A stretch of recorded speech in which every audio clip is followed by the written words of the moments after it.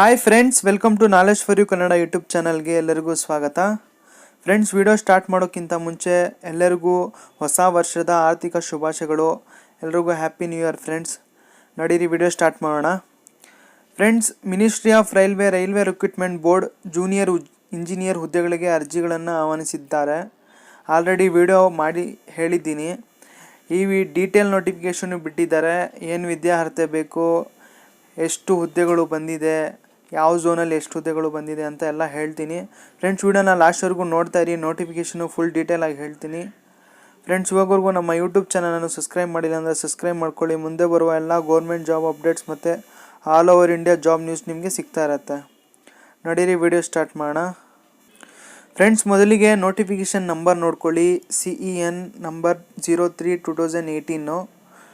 2019 ಬರಬೇಕು. ಇದು 18 ಬಂದಿದೆ, 19 ಇದು notification number.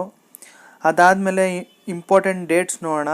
Date of publish ಬಂದು 29/12/2018 ಅಂತ ಹೇಳಿದ್ದಾರೆ. ಅಂದರೆ 30ನೇ ತಾರೀಕು ಇದು ವೆಬ್ಸೈಟಲ್ಲಿ ಲಾಂಚ್ ಮಾಡಿದ್ದು. ಅದಾದಮೇಲೆ ಆನ್ಲೈನ್ ರಿಜಿಸ್ಟ್ರೇಷನ್ ಬಂದು 2/1/2019. ಏನಂದರೆ ನಾಳೆ ಸ್ಟಾರ್ಟ್ ಆಗುತ್ತೆ ಆನ್ಲೈನ್ ರಿಜಿಸ್ಟ್ರೇಷನು. ಮತ್ತು ಲಾಸ್ಟ್ ಡೇಟ್ ಬಂದು ನಿಮಗೆ 31/1/2019. ಅದಾದಮೇಲೆ ಆಫ್ಲೈನ್ ಪೇ ಮಾಡೋಕ್ಕೆ ಲಾಸ್ಟ್ ಡೇಟ್ ಬಂದು 4/2/2019 ಮತ್ತು ಆನ್ಲೈನ್ ಪೇಮೆಂಟ್ ಬಂದು 5/2/2019. ಅದಾದಮೇಲೆ ಏಜ್ ಲಿಮಿಟ್ ಹೇಳಿದ್ದಾರೆ. ಏಜ್ ಲಿಮಿಟ್ ಬಂದು ಕನಿಷ್ಠ ಬಂದು 18 ವರ್ಷ, ಮ್ಯಾಕ್ಸಿಮಮ್ಮು 33 ವರ್ಷ. ಜನರಲ್ ಅವ್ರಿಗೆ ಅನ್ರಿಸರ್ವ್ ಕ್ಯಾಟಗರಿ ಬಂದು 2/1/1986 ಆದಮೇಲೆ ಹುಟ್ಟಿದರೆ ನೀವು ಅಪ್ಲೈ ಮಾಡಬಹುದು, ಜನರಲ್ ಕ್ಯಾಟಗರಿಯವರು. ಅದಾದಮೇಲೆ OBCಯಲ್ಲಿ ನಾನ್ ಕ್ರಿಮಿಲಿಯರ್ ಇವರು 2/1/1983 ಆದಮೇಲೆ ಹುಟ್ಟಿದರೆ ಇವರು ಅಪ್ಲೈ ಮಾಡಬಹುದು, OBC ಕ್ಯಾಟಗರಿ. ಅದಾದಮೇಲೆ SC/ST ಅವರು 2/1/1981 ಆದಮೇಲೆ ಹುಟ್ಟಿದರೆ ಅಪ್ಲೈ ಮಾಡಬಹುದು. ಅದಾದಮೇಲೆ ಏಜ್ ರಿಲ್ಯಾಕ್ಸೇಷನ್ ಬಂದು SC/ST ಕ್ಯಾಂಡಿಡೇಟ್ಸ್ಗೆ 5 ವರ್ಷ, OBC ನಾನ್ ಕ್ರಿಮಿಲಿಯರ್ ಕ್ಯಾಂಡಿಡೇಟ್ಸ್ಗೆ 3 ವರ್ಷ. ಅದಾದಮೇಲೆ ಎಕ್ಸಾಮಿನೇಷನ್ ಫೀಸ್ ಬಂದು ಜನರಲ್ ಮತ್ತು OBC ಅವ್ರಿಗೆ 500 ರೂಪಾಯಿ ಇಟ್ಟಿದ್ದಾರೆ. ನೀವು ಫಸ್ಟ್ ಸ್ಟೇಜ್ CBT ಬರೆದ್ರೆ ನಿಮಗೆ 400 ರೂಪಾಯಿ ರಿಫಂಡ್ ಆಗುತ್ತೆ. ಅದಾದಮೇಲೆ SC/ST ex service man, PW, female minorities ಯಾವುದಾದ್ರೂ ಇದ್ದರೆ ನೀವು 250 ರೂಪಾಯಿ ಅಪ್ಲೈ ಮಾಡಬೇಕಾಗತ್ತೆ ಅಪ್ಲಿಕೇಶನ್ ಫೀಸು. ಅದಾದಮೇಲೆ ಆಯ್ಕೆ ವಿಧಾನ, ರೆಕ್ರೂಟ್ಮೆಂಟ್ ಪ್ರೊಸೆಸ್ಸು 2 ಸ್ಟೇಜ್ ಇರುತ್ತೆ, 2 ಎಕ್ಸಾಮ್ ಇರುತ್ತೆ. ಫಸ್ಟ್ ಸ್ಟೇಜ್ CBT ಬಂದು ಕಂಪ್ಯೂಟರ್ ಬೇಸ್ಡ್ ಟೆಸ್ಟ್ ಇರುತ್ತೆ. ಇಲ್ಲಿ ಬಂದು ನಿಮಗೆ ಡ್ಯೂರೇಷನ್ ಬಂದು 90 ನಿಮಿಷ ಕೊಡ್ತಾರೆ. ನಂಬರ್ ಆಫ್ ಕ್ವಶನ್ಸು 100 ಇರುತ್ತೆ. ಸಿಲೆಬಸ್ ಏನೇನು ಬರುತ್ತೆ ಅಂದರೆ mathematics, general intelligence and ರೀಸ್ನಿಂಗು, general awareness, general science. ಎಷ್ಟು ಮಾರ್ಕ್ಸ್ ಬರುತ್ತೆ ಯಾವ ಪಾರ್ಟಿಂದ ಅಂದರೆ ಮ್ಯಾಥಮೆಟಿಕ್ಸಲ್ಲಿ 30 ಮಾರ್ಕ್ಸು, 30 ಕ್ವಶನ್ಸು 30 ಮಾರ್ಕ್ಸ್ ಬರುತ್ತೆ. ಹಾಗೆ ಜನರಲ್ ಇಂಟೆಲಿಜೆನ್ಸ್ ಆ್ಯಂಡ್ ರೀಸನಿಂಗಲ್ಲಿ 25 ಕ್ವಶನ್ಸು 25 ಮಾರ್ಕ್ಸು. ಟೋಟಲ್ ಬಂದು ನಿಮಗೆ 100 ಮಾರ್ಕ್ಸ್ ಇರುತ್ತೆ, 90 ನಿಮಿಷ. ನೀವು ಫಸ್ಟ್ CBT ಪಾಸ್ ಆಗಬೇಕು. ಮತ್ತು ಕಟ್ ಆಫ್ ಇದೆ. ಅನ್ರಿಸರ್ವ್ಗೆ 40%, OBC 30%, SC 30, ST 25. First stage CBT clear ಮಾಡಿದ್ರೆ ನೀವು ಸೆಕೆಂಡ್ ಸ್ಟೇಜ್ CBT ಇರುತ್ತೆ. ಸೆಕೆಂಡ್ ಸ್ಟೇಜ್ CBTಯಲ್ಲಿ ಡ್ಯೂರೇಷನ್ ಬಂದು 120 ನಿಮಿಷ ಇರುತ್ತೆ. ಅದಾದಮೇಲೆ ನಂಬರ್ ಆಫ್ ಕ್ವಶನ್ ಬಂದು 150 ಇರುತ್ತೆ. ಸಿಲೆಬಸ್ ಬಂದು ಇದರಲ್ಲಿ general awareness, physics and chemistry ಮತ್ತು basics of computer and applications.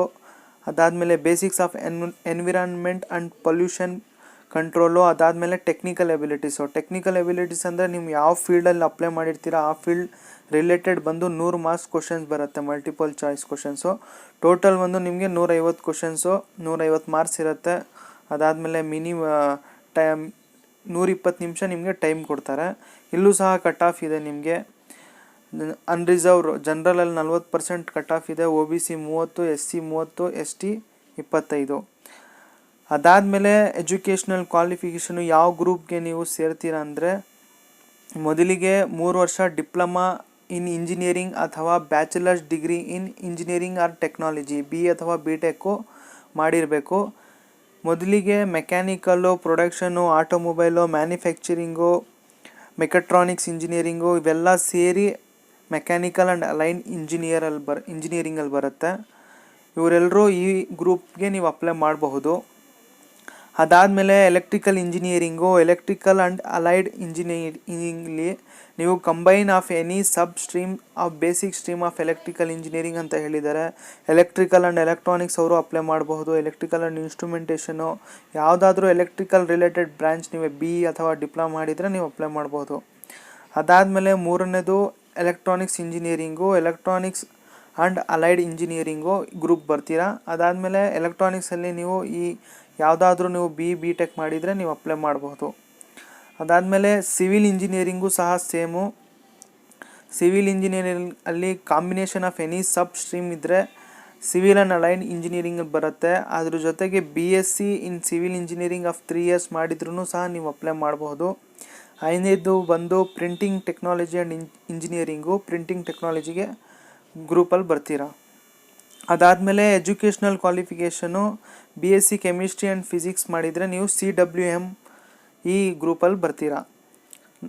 ಕೊನೆಯದು ಬಿ ಟೆಕ್ಕು IT CS ಮಾಡಿರಬೇಕು. Computer science and information ಟೆಕ್ನಾಲಜಿಗೆ B tech computer science, B tech information technology ಇದರಲ್ಲಿ ಯಾವುದಾದ್ರೂ ನೀವು ಮಾಡಿದರೆ ಈ ಗ್ರೂಪ್ಗೆ ನೀವು ಅಪ್ಲೈ ಮಾಡಬಹುದು.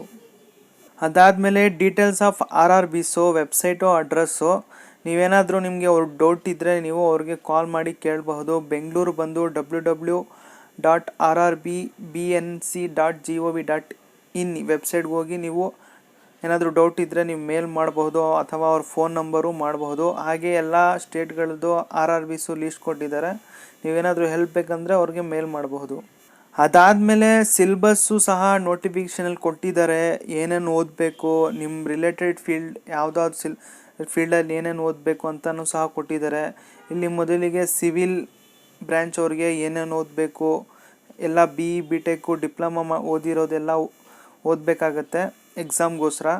ಹಾಗೆ ಎಲ್ಲ ಬ್ರ್ಯಾಂಚು ವೈಸ್ ಕೊಟ್ಟಿದ್ದಾರೆ ಸಿಲೆಬಸ್ಸು ಏನು ಓದಬೇಕಂತ. ಎಲೆಕ್ಟ್ರಿಕಲ್ಲು, ಅದಾದಮೇಲೆ ಎಲೆಕ್ಟ್ರಾನಿಕ್ಸು, ಅದಾದಮೇಲೆ ಮೆಕ್ಯಾನಿಕಲ್ ಅವ್ರ ಬ್ರ್ಯಾಂಚ್ ಅವರು, ಅದಾದಮೇಲೆ computer science and information technology, ಹಾಗೆಯೇ ಸಿಲೆಬಸ್ ಫಾರ್ ಪ್ರಿಂಟಿಂಗ್ ಟೆಕ್ನಾಲಜಿ, ಅದಾದಮೇಲೆ syllabus for CMA exam group. ನಿಮ್ಮ ಯಾವ ಫೀಲ್ಡ್ ಇರುತ್ತೆ ನೋಡ್ಕೊಳ್ಳಿ, ಏನೇನು ಸಿಲೆಬಸ್ ಬರುತ್ತೆ ಅಂತ ನೋಡಿಕೊಂಡು ನೀವು ಎಕ್ಸಾಮ್ ಪ್ರಿಪ್ರೇಷನ್ ಮಾಡಬಹುದು. ಅದಾದಮೇಲೆ vacancy table as per the RRBs ಥರ ಕೊಟ್ಟಿದ್ದಾರೆ. ಎಷ್ಟು RRBಯಲ್ಲಿ ಎಷ್ಟು ಹುದ್ದೆಗಳು ಐತೆ ಅಂತ. ನಾನು ಎಲ್ಲ RRBs ಹೇಳಲ್ಲ, ಬೆಂಗಳೂರು RRB ಹೇಳ್ತೀನಿ.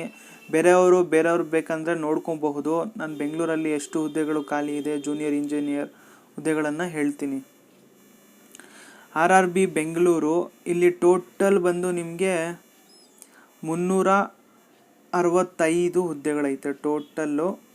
ಇದರಲ್ಲಿ ಟೋಟಲ್ ಬಂದು ಇದು ಜನರಲಲ್ಲಿ ಬರುತ್ತೆ. ಒಂದು ನಿಮಿಷ.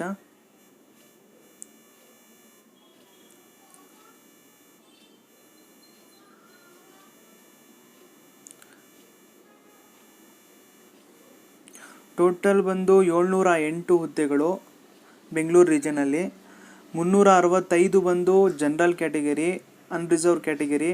ಅದಾದಮೇಲೆ 185 ಬಂದು OBC ಕ್ಯಾಟಗರಿ. ಅದಾದಮೇಲೆ SC ಬಂದು 110, ST ಬಂದು 48. ಟೋಟಲ್ ಬಂದು 708 ಹುದ್ದೆಗಳು ಬಂದಿದೆ ಬೆಂಗಳೂರು ರೀಜನಲ್ಲಿ. ಅದಾದಮೇಲೆ ನಿಮ್ಮ ರಿಲೇಟೆಡ್ ಯಾವ ಬ್ರ್ಯಾಂಚ್ ಇರುತ್ತೆ ನೀವು ಅಪ್ಲೈ ಮಾಡಬಹುದು. ಅದಾದಮೇಲೆ ಇಂಜಿನಿಯರಿಂಗ್ ಅಂದರೆ ನೀವು diploma in electrical, mechanical, SNT ಯಾವ್ದು ಮಾಡಿದ್ರೂ ಸಹ ಅಪ್ಲೈ ಮಾಡಬಹುದು ಇಂಜಿನಿಯರಿಂಗ್ ಅಂದರೆ. ಅದಾದಮೇಲೆ ಮೆಕ್ಯಾನಿಕಲ್ ಅವರು ಮೆಕ್ಯಾನಿಕಲ್ ಬ್ರ್ಯಾಂಚು, ಮತ್ತು ಎಲೆಕ್ಟ್ರಿಕಲ್ ಅವರು ಎಲೆಕ್ಟ್ರಿಕಲ್ ಬ್ರ್ಯಾಂಚು, ಮತ್ತು SNT ಬಂದು SNT ಬ್ರ್ಯಾಂಚು. ಸ್ಟೋರ್ಗೆ ಡಿಗ್ರಿ ಇರಬೇಕು, ಡಿಗ್ರಿ ನೋಡ್ಕೊಳ್ಳಿ. ಅದಾದಮೇಲೆ ಅಕೌಂಟ್ಸ್ಗೆ ನೋಡ್ಕೊಳ್ಳಿ, ಮತ್ತು ಮೆಕ್ಯಾನಿಕಲ್ಲು. ಟೋಟಲ್ ಬಂದು ನಿಮಗೆ 708 ಹುದ್ದೆಗಳು ಐತೆ.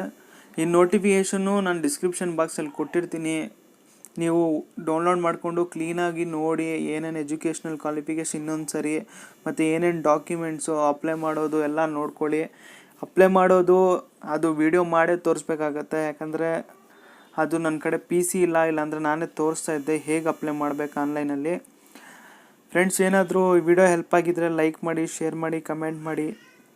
ಅದಾದಮೇಲೆ ಮುಂದಕ್ಕೆ ನಿಮಗೆ ಸ್ಟೆಪ್ ಬೈ ಸ್ಟೆಪ್ಪು ಪ್ರೋಸೆಸ್ ಎಲ್ಲ ಹೇಳ್ತೀನಿ. ಎಕ್ಸಾಮ್ ಯಾವಾಗ, ಎಕ್ಸಾಮ್ ಡೇಟು, ಹಾಲ್ ಟಿಕೆಟು, ರಿಸಲ್ಟು ಮತ್ತು ಪ್ರಿಪ್ರೇಷನ್ ಹೇಗೆ ಮಾಡಬೇಕು ಎಲ್ಲ ಹೇಳ್ತೀನಿ. ನಮ್ಮ ಯೂಟ್ಯೂಬ್ ಚಾನಲ್ನ ಸಬ್ಸ್ಕ್ರೈಬ್ ಮಾಡ್ಕೊಳ್ಳಿ, ನಿಮ್ಮ ಫ್ರೆಂಡ್ಸ್ಗೂ ಸಹ ಶೇರ್ ಮಾಡಿ. ನೋಟಿಫಿಕೇಷನು ಮತ್ತು ಡಿಸ್ಕ್ರಿಪ್ಷನಲ್ಲಿ ಬಾಕ್ಸಲ್ಲಿ ಕೊಟ್ಟಿರ್ತೀನಿ, ಡೌನ್ಲೋಡ್ ಮಾಡಿಕೊಂಡು ನೋಡಿಕೊಂಡು ಅಪ್ಲೈ ಮಾಡಿ ಫ್ರೆಂಡ್ಸ್. Thank you friends.